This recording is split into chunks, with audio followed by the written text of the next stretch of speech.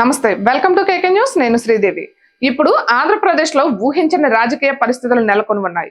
పొత్తుల్లో భాగంగా కొన్ని పార్టీలు తమ అభ్యర్థులకు సీటు ఇవ్వలేకపోవడం, పొత్తు ఏర్పాటు చేసుకున్న పార్టీలకు కేటాయించడం వంటివి చకచకా జరిగిపోయాయి. అయితే టీడీపీలో సీటు దక్కని వారు అసంతృప్తిగా ఉన్నారు. వారిని బుజ్జగించాలే కానీ బాధ పెట్టకూడదు. అయితే ఈ విషయంలో చంద్రబాబు కాస్త కఠినంగానే ఉన్నారు. ఏకంగా అసంతృప్తి వాదనను చెడామెడ తిట్టేస్తున్నట్లు సోషల్ మీడియాలో ప్రచారం జరుగుతోంది. విశాఖలో అయితే ఓ మాజీ మంత్రిని తన బస్సులోనే తిడుతున్నట్లు ఓ ఫోటో వైరల్ అవుతోంది.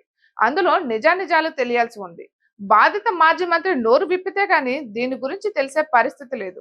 ప్రస్తుతం ఇదే సోషల్ మీడియాలో వైరల్ అవుతోంది. ఆ బాధిత మాజీ మంత్రి ఎవరో కాదు, బండారు సత్యనారాయణమూర్తి. ఆ మధ్యన మంత్రి రోజాపై అనుచిత వ్యాఖ్యలు చేసి వార్తల్లోకి ఎక్కారు. మళ్ళీ ఈ మధ్యన ఆయన ఆశించిన పెందుర్తి సీటు దక్కకపోవడంతో మరోసారి మీడియాలో కనిపించారు. పొత్తుల్లో భాగంగా ఆ సీటును జనసేనకు కేటాయించారు. జనసేన పంచకర్ల రమేష్ ను అభ్యర్థిగా ప్రకటించింది. అయితే తాను ఆశించిన సీటు రాక చంద్రబాబును కన్విన్స్ చేయలేక మొన్న ఆ మధ్యన బండారు సత్యనారాయణమూర్తి హాస్పిటల్ పాలయ్యారు. అయితే ఏదో మార్పు జరిగి తనకు సీటు వస్తుందని బండారు సత్యనారాయణమూర్తి భావించారు. వైసీపీ నుంచి ఆహ్వానం ఉన్న అల్లడి కింజరాపు రామ్మోహన్ నాయుడు టీడీపీలో ఉండడంతో ఆ పార్టీలోకి వెళ్ళలేకపోయారు.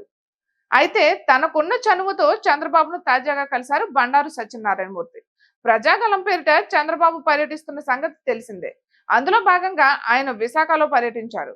ఆయన్ను కలిసేందుకు బండారు సత్యనారాయణమూర్తి వెళ్లారు. చంద్రబాబు బస చేస్తున్న బస్సులోకి వెళ్లి తన పెందుర్తి టికెట్ కోసం ప్రస్తావించారు. ఈ క్రమంలోనే చంద్రబాబు బండారుపై ఆగ్రహం వ్యక్తం చేశారని, తిట్టిపోశారంటూ ఫోటో సోషల్ మీడియాలో ప్రస్తుతం వైరల్ అవుతోంది. అయితే అందులో చంద్రబాబు హావభావాలు చూస్తుంటే నిజంగానే ఆగ్రహం వ్యక్తం చేసినట్లుంది. అసంతృప్తి వాదనను బుజ్జగించాలి తప్ప ఇలా తిట్టడం సరైన పద్ధతి కాదని వైసీపీ సోషల్ మీడియా తెగ పోస్టులు పెడుతోంది. అయితే చంద్రబాబు నిజంగా తిట్టారా లేదా అన్నది బండారు సత్యనారాయణమూర్తి నోరు తెరిస్తే గానీ తెలియదు. మరి ఆయన నోరు తెరుస్తారా, అధినేతపై ఆరోపణలు చేస్తారా లేదా అన్నది వేచి చూడాలి. కానీ వైసీపీ పెడుతున్న పోస్టులు చూస్తుంటే ఒక పక్క టీడీపీ పరువు తీసే విధంగా ఉన్నాయని టీడీపీ తమ్ముళ్ల వాదన.